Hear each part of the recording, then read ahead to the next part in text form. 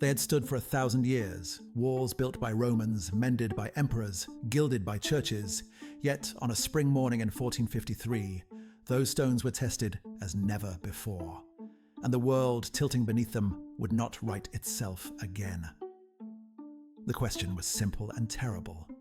Could the last city of the Roman world survive a siege devised by a new power, armed with a new kind of war?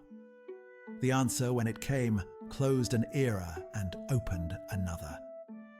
For the Byzantines, Constantinople was more than a capital. It was a symbol, a living continuity of Roman law, Christian faith, and imperial ritual. By the mid-15th century, that continuity was a thin thread. The empire that once stretched from the Danube to Egypt had shrunk to the city, a few islands, and scattered shores along the Sea of Marmara. Its treasury was bare, its population reduced, and its defenders few. Soldiers, guildsmen, farmers, foreign volunteers, and a handful of Genoese and Venetian mercenaries who clustered where they might find payment or patronage. Beside them stood Constantine of Oranthuanth, a ruler who knew defeat but refused to yield robes or dignity. Beside him stood Giovanni Giustiniani, who would become the city's greatest bulwark until a wound took him from the ramparts. Together they held ancient gates, watched from the battlements, and prayed under the dome of Hagia Sophia. They had no illusions about the scale of what approached. The Ottoman Sultan Mehmed II had assembled an army trained, fed, and hungry for renown, and he had a plan shaped by both ambition and calculation. Mehmed was 21, impatient with delay, and versed in the new arithmetic of siegecraft. He had studied European and Asian fortresses and learned that stone could be softened by iron and gunpowder.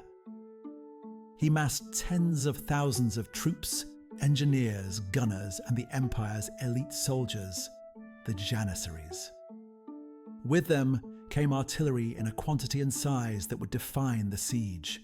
Enormous bronze cannon, cast to hurl stone at walls that had once defied rams and conventional engines. These guns were not a single marvel, but the culmination of Ottoman logistics. Foundries to cast them, teams to move them, and the engineering skill to place them where they could shape the field. Behind Mehmed's decision lay a broader logic. To take Constantinople would not only secure trade routes and give him a defensible capital, it would crown his rule with the prestige of ending the Roman line. The siege began like a ritual of encirclement. Ottoman tents fanned across the plain outside the Theodosian walls. Ships patrolled the Bosporus and the Sea of Marmara. The great iron chain that barred the Golden Horn was drawn taut by the Byzantines, a last physical reminder that the city still controlled the harbour that fed it. Bombardment opened on April 6th, and a peculiar sound, the low, irregular thunder of cannon, became the new voice of warfare. For weeks the guns battered the walls, exploding masonry, loosening mortar, and carving breaches that grew larger by nightmarish inches. The defenders patched, countermined, and hurled themselves into every repair as if mending a living wound. Rubble became rampart. Broken stone was stacked into hasty inner walls. Each night, by torchlight, men and boys carried baskets of earth and brick to shore up the gaps that daylight had exposed. Mehmed did not depend solely on artillery to win him away. When Genoese and Venetian ships failed to break his cordon at sea, he ordered an audacious labour. His men hauled ships across greased logs and a wooden ramp from the Bosporus into the Golden Horn, bypassing the chain. That overnight feat, hulls sliding over timber like beasts across a bridge, was a physical demonstration of strategic patience and improvisation. The city that thought itself protected by water woke to find the harbour ringed by Ottoman oars and sails. The psychological blow was as damaging as any smashed loop in the wall. Inside Constantinople, shortages grew acute. Food ran low, disease and despair crept in like the dust from the guns. The Christian West promised aid. Envoys came and went, but relief remained a hope more than a plan.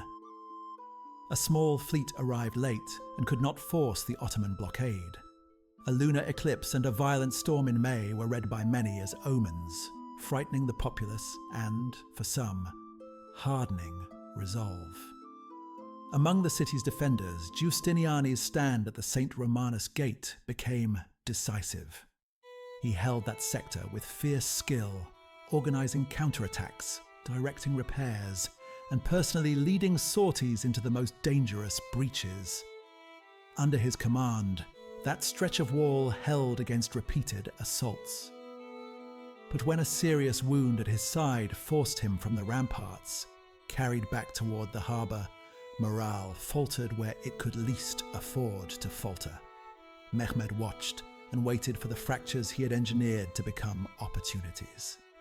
He ordered mining and failed assaults to probe the defences, concentrated fire where repairs lagged, and nurtured an air of invincibility among his troops by promising loot and plunder. He kept pressure everywhere, artillery and infantry on the land walls, a constant naval presence, and the slow, inexorable tightening of siege lines. The city, once a hub of trade and ceremony, became a ringed island of stone and fear. When the final assault came in the pre-dawn hours of May 29th, it was not a single stroke, but a coordinated, brutal tide. Waves of irregulars went first, thrown against the walls to exhaust the defenders and reveal weak points.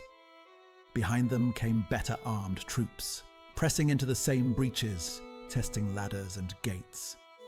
Then the Janissaries, disciplined, hardened and led by veterans, advanced into the narrowed spaces where the walls had been gnawed thin by weeks of fire.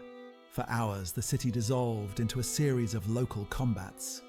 Stairwells fought over step by step, towers taken and retaken, gates burned and barricaded, defenders mounting desperate sorties through smoke and dust. The breach at the gate of St. Romanus, and at several other points, finally gave the Ottomans hedged corridors into neighbourhoods where the exhausted defenders could not form a new line. The careful geometry of the city's defences collapsed into scattered knots of resistance. Constantine V, later cast in legend as discarding his imperial insignia to die as a soldier, led what remained of his retinue into the fray. He disappeared from the record amid the crush of fighting near the walls.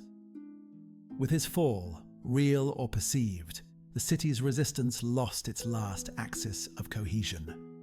Defense became flight, then surrender, then silence broken only by the sounds of conquest. Looting followed the collapse, 3 days in which rich and poor alike paid with their goods, and for many, with their lives or their freedom.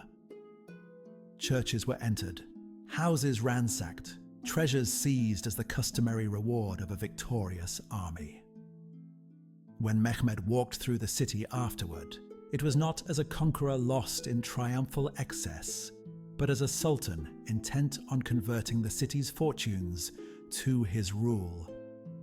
He ordered mosques and markets, resettled artisans and craftsmen, and declared Constantinople the new heart of his expanding state.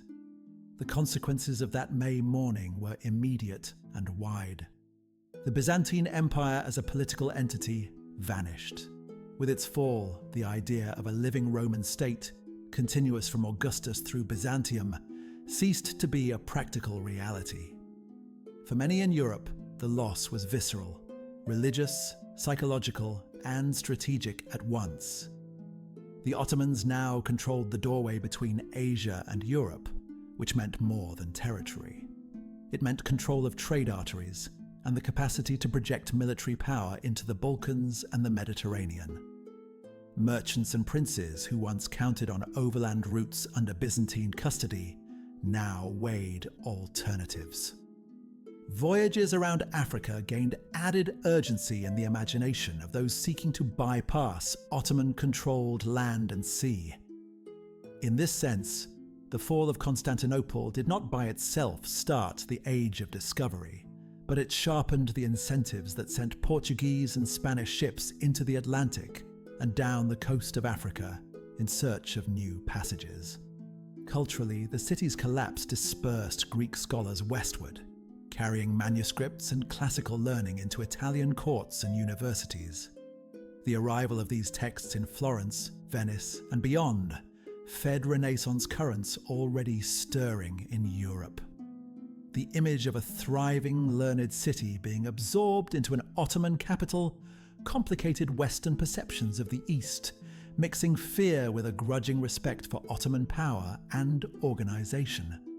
Politically, the Ottomans now had a capital that was not only strategically superior, but also symbolically potent. Constantinople, known in common speech as Istanbul, became the anchor for a state that would stretch to the gates of Vienna and into the deserts of Arabia, a polity whose endurance would shape centuries. The siege also transformed military thinking.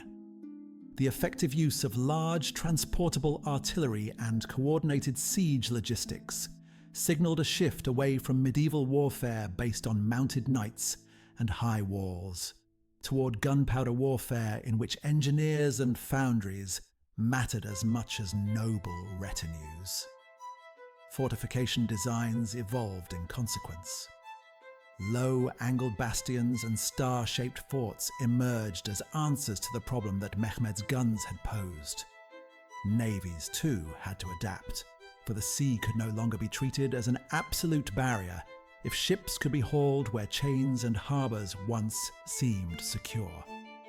The lessons of 1453 echoed in every later siege where cannons spoke first and walls replied with earthworks instead of sheer stone. What became of Constantinople after those 3 days of sack and the hush that followed was in the long sweep an act of reinvention rather than a simple erasure of history. Under Ottoman rule, the city continued, its churches converted or adapted, its markets booming under new commercial rules, its mosaics covered and later rediscovered. The skyline changed, its silhouette punctured by minarets rather than by columns alone. The Byzantine past remained visible in stones and in memory. The Ottoman present was inscribed upon it. The world likewise was reshaped, not through a single instant of doom, but through the aftershocks. New trade routes, new centres of power, new flows of people and ideas. When we ask how one siege could end an empire and help redirect the course of history, the answer lies in the conjunction of technology, strategy, and larger currents. The cannons did not act alone. Logistics and leadership, political weakness and imperial ambition, cultural exchange and commercial pressure, all of these met on those ramparts. The fall of Constantinople was a hinge moment because it made visible the direction history was taking, towards centralized states using gunpowder, toward global navigation and exchange rerouted by geopolitics, toward the diffusion of learning across borders marked by conquest rather than by simple decline.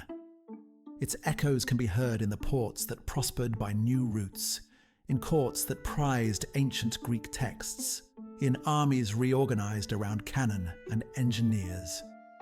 The walls that once seemed permanent taught a stubborn lesson.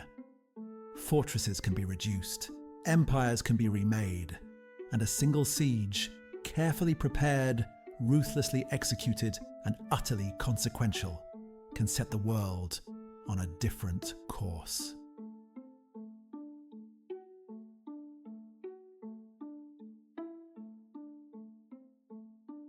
If you enjoyed this video, please consider subscribing.